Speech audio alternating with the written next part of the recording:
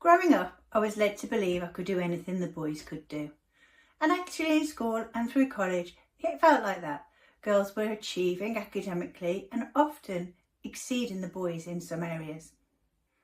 I truly believed, as a woman, we were on track for unlimited success. I thought gender inequality was a thing of the past. But as I, and so many other women around me, hit our 30s, we realised something was starting to shift and change. Suddenly, those invisible barriers we thought we'd left behind were facing us. Promotions slowed, opportunities seemed to seize up, and actually balancing career and home life with societal norms attacking us from every angle, things all started to feel very different. Suddenly, we were hitting that ceiling that we were never prepared for. If we're meeting for the first time, I'm Churchill, and I'm on a mission to help women grow from self-doubt to self-confidence from the inside out and the outside in, so they can take their career aspirations and run with them. If you have a question or you want to leave a comment down below, please go ahead and do that. A thumbs up is always appreciated, and of course, for more like this, please subscribe to the channel. Now let's get back to this content. So what was happening as we were hitting our 30s?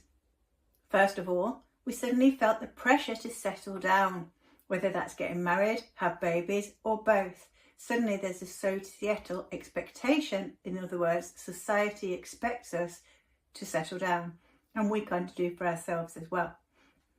This pressure can often lead to difficult choices about what to choose. Is it the career aspirations or is it the settling down?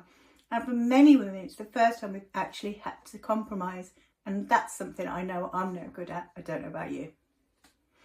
Secondly, behaviours that we're taught in school don't often go down so well in the workplace. Things like asking for permission, putting your hand up, that perfectionism trait that so many of us have. And then also working really, really hard in the background and not expecting any recognition for it. That doesn't work so well in the workplace once we're all grown up. In work environments that are often male dominated, things like self-promotion, networking and putting yourself out there are far more important if you want to achieve those career aspirations.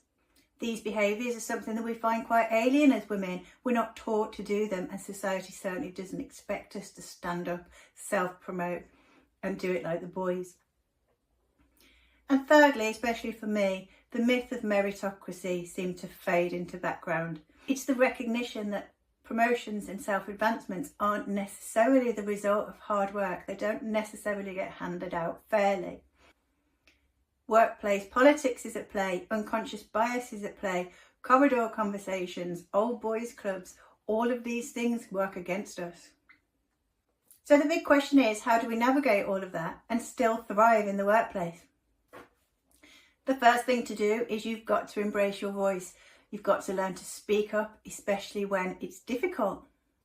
You need to learn to find that voice so you can share your ideas, participate, and importantly, take credit for the work that you've done, because if you don't, the next person along the table will. You need to practice self-promotion in a way that feels authentic for you, whether that's speaking up in meetings a little bit more or building your brand online like I do.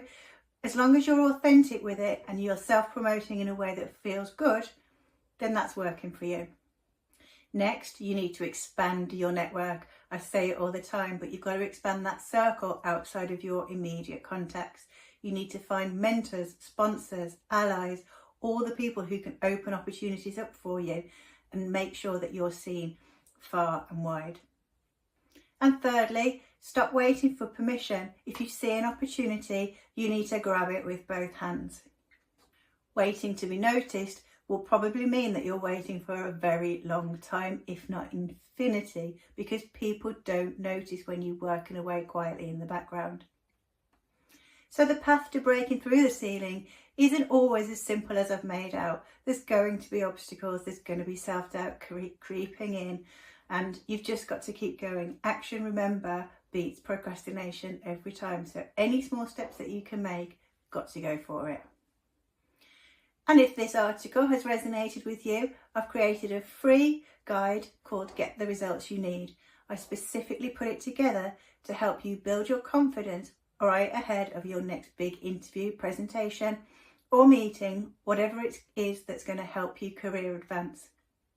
It's packed with practical tips to make sure that when you walk into that room for that next big interaction, you're full of confidence, you're putting your best foot forwards, and you're going to get the most out of it. There's a link to that right below this video, so go ahead and click on that now. As ever, I appreciate your feedback. It helps me bring the stuff you're looking for, but it helps other people find my stuff as well. So please go ahead and leave a comment or question down below. Any thumbs up would be appreciated. And of course, for more like this, please do subscribe to the channel. In the meantime, remember you're amazing. Go and download the guide and you have an amazing week.